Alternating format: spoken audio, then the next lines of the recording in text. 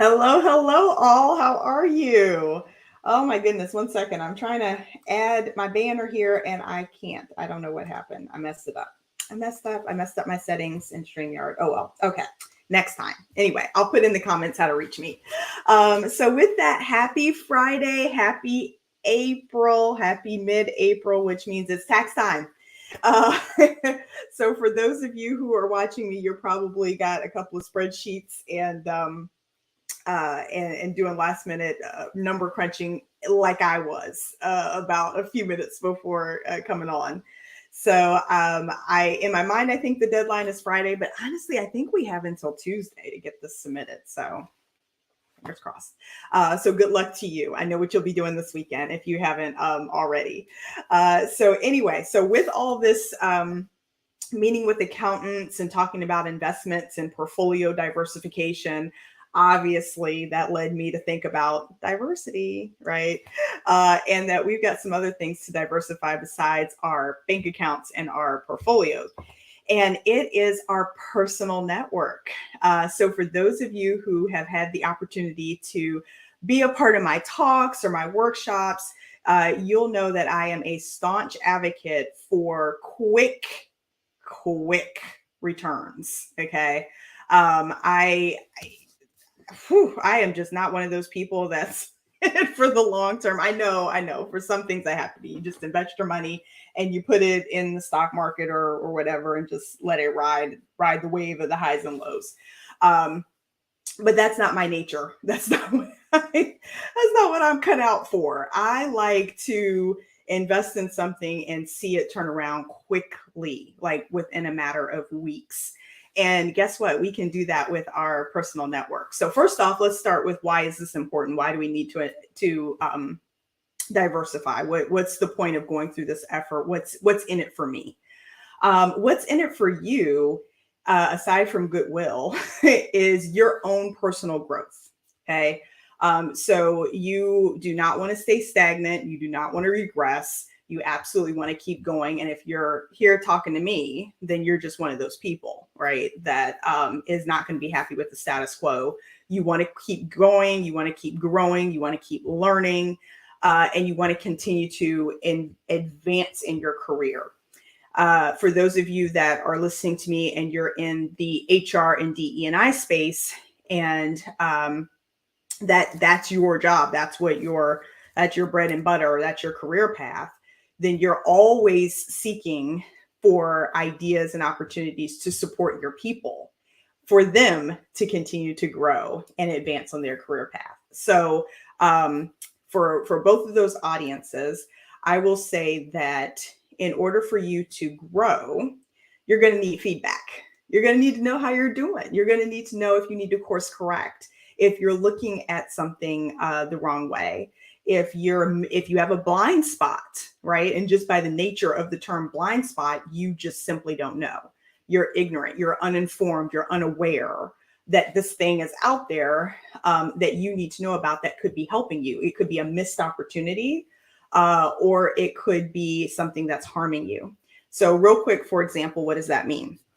Well, if you are a business unit leader, which means that you have responsibility to, let's say, get a product to market, and you have a blind spot about your target audience, about who that product is going to, how that product is going to impact those that you're selling to, you could be missing out on an entire segment of the population or missing the mark if you're not careful. So how do you shore up some of these blind spots that if you have them, they could have absolutely very real, hurtful consequences to your career? You could be missing out on money. This is really hurting your bottom line because you're just unaware of the impact or what's out there. So how do you shore this up?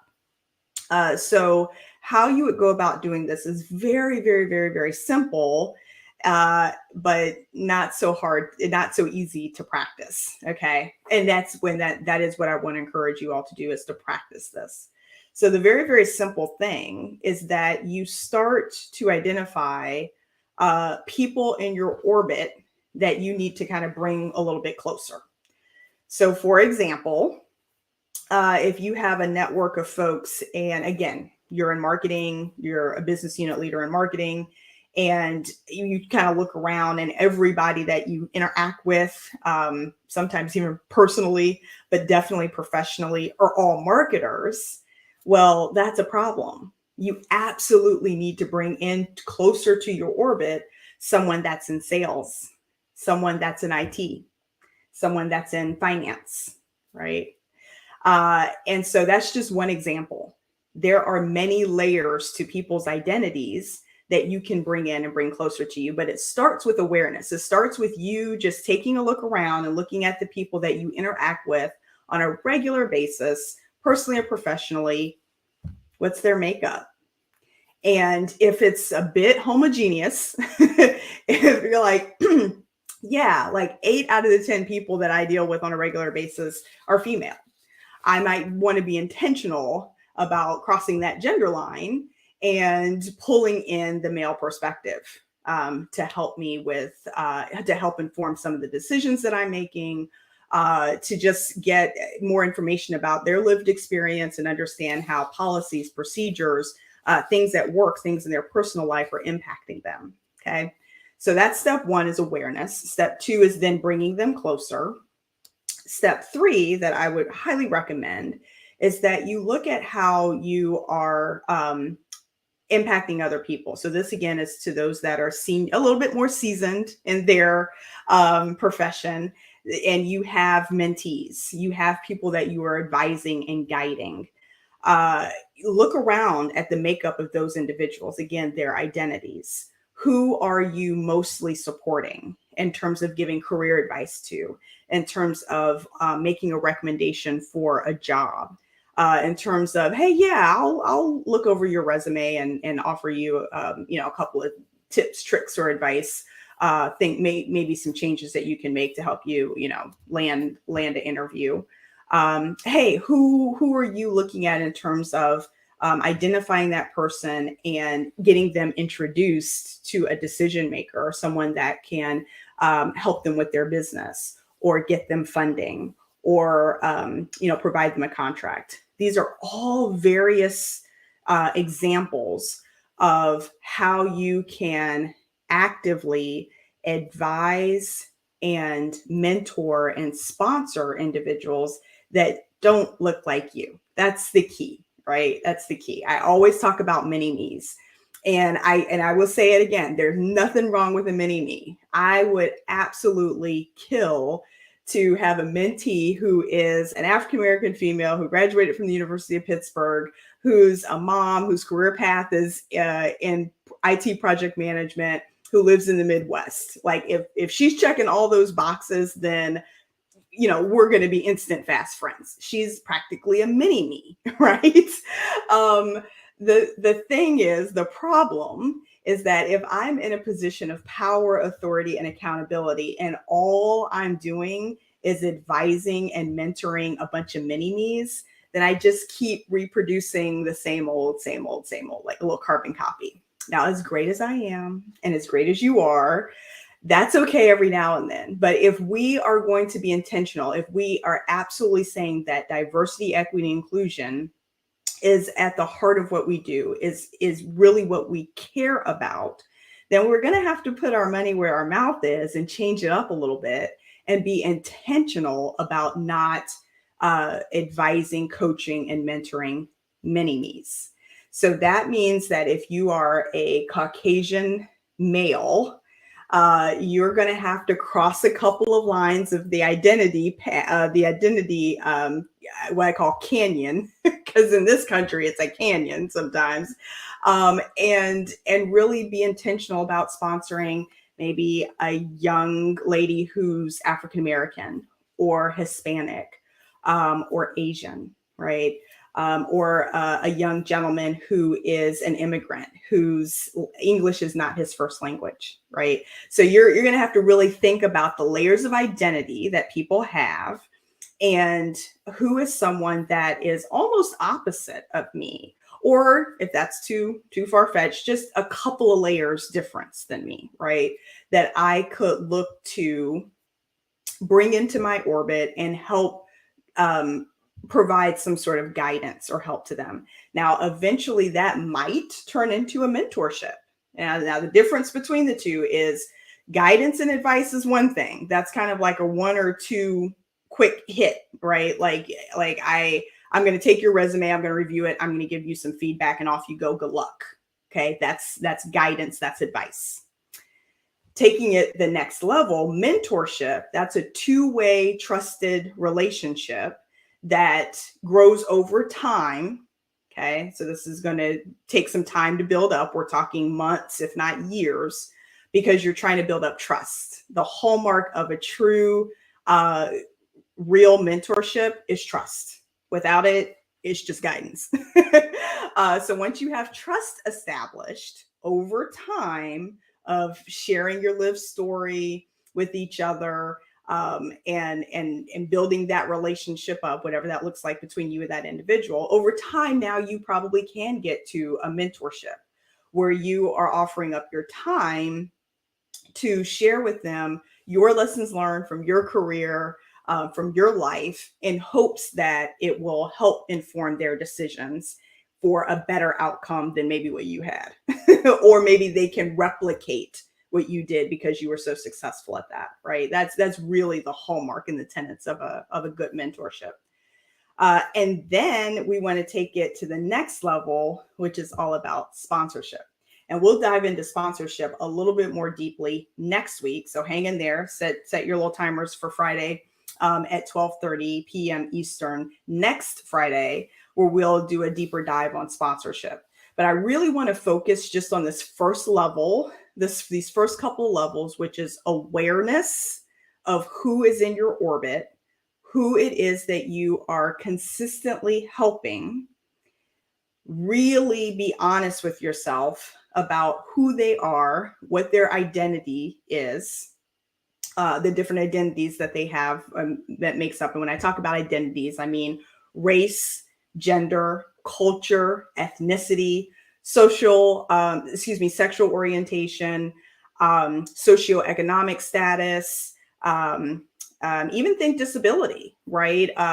Do you know them well enough to where they have disclosed to you a disability that they may have, or maybe it's a physical disability that is apparent that you can see? Who are these people in your orbit? What's their makeup? And do you need to really shake that up a little bit? Do you need to diversify your portfolio of these individuals? And then once you're kind of like, yeah, I need to do that, be intentional about, again, crossing those lines and connecting with people. True connection. It's just this simple, work with me here. This is how this works. You reach out to the person via email, via LinkedIn, you text them, whatever mode of communication is comfortable with you, and reach out and say, hey, do you want to grab a virtual coffee? Right? Just that simple. A quick little Zoom chat. If they live in your neighborhood or they live close by, or you physically work at the same place, then you can physically go to an in-person meeting. Ooh, bonus points. And so then you meet with them and you're candid. You can say just that, like, hey, I wanted to specifically reach out to you because I was listening to this girl Angel on LinkedIn, YouTube, Facebook, wherever you're watching me. And she really challenged me to think about who it is in my personal and professional network that I interact with on a regular basis. And do I need to shake it up a little bit? Do I need to learn about different people? And I thought to myself, yeah, I do. And so I just wanted to sit down and have a conversation with you and get to know you a little bit better, and, share a little bit about me, about you in terms of, fill in the blank, your career path, why you work at this company, how you ended up becoming an accountant, whatever the case it is. But please do watch the tokenization piece of it, right? You're not there to, play Barbara Walters and whip out your 21 questions and start and, have your questions pre listed out, and they're just looking for an answer. the ultimate goal of this is to start to build a true, authentic connection with someone in terms of sharing your lived experience. And I want to set the expectation that this does not necessarily have to work out, which means that you don't have to keep doing this like every week, every month, every quarter with this same individual. You could absolutely have the 30-minute, 45-minute coffee chat or Zoom call and just share and just simply say, wow, that was pretty cool. Thank you for the information. Hope at any time in the future, if I can be of help to you or of service to you, please, reach out. And that could just end there. And that is absolutely okay. All right. The whole idea about keep going is to keep going with that individual and with others, right? So let's say you do have a successful connection. Let's say you do find out that, oh my goodness, turns out that, this person did graduate from my alma mater. I had no idea, and we have a lot in common. Great, wonderful, and you keep it going. But don't stop there with that individual. This isn't a check the box exercise. Keep going, right? Keep identifying other folks that you can connect with and meet with and bring into your orbit. And let go of the outcome. Let go of trying to control the outcome. You're making yourself available to your network. You're trying to diversify those that are part of your network. And should an opportunity come up in the future, great, right? That's all we're trying to do. So just let go of what the outcome might be. It might be great. It might lead to something phenomenal. Please let me know, right? Please DM me or, contact me at info@angelspeaking.com and let me know how it goes. I've actually had some people do that. There's people that have been part of my workshops the last couple of months that have actually come back. It was so heartwarming, and send me emails with, hey, I did this exercise that you recommended, and here's the outcome.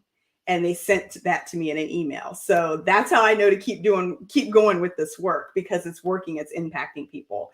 So I hope that this absolutely impacts you in a positive way. And I just want to throw a little bit of caution out there. That it's probably not going to go perfectly. you might mess up. You might make a mistake. You might put your foot in your mouth. You might ask the question that's maybe a tad bit too personal that the person's uncomfortable with, and then they kind of throw up the wall, and you're like, oh, I messed up. That didn't go well. That's okay. Learn from that, and then you'll be better prepared for the next conversation, right? Don't stop. Don't let that stop you. If your heart is in the right place and you are genuinely hear this message and want to do the right thing, which is swap lived experiences with another person that you don't normally interact with, then let your heart lead you. And I truly believe you will absolutely be rewarded and enriched from the conversation and from the experience. And again, who knows where it might lead? It might be, I'm guaranteed it will probably be extremely beneficial for you, because guaranteed in that conversation, you will absolutely learn at least one thing that you didn't know.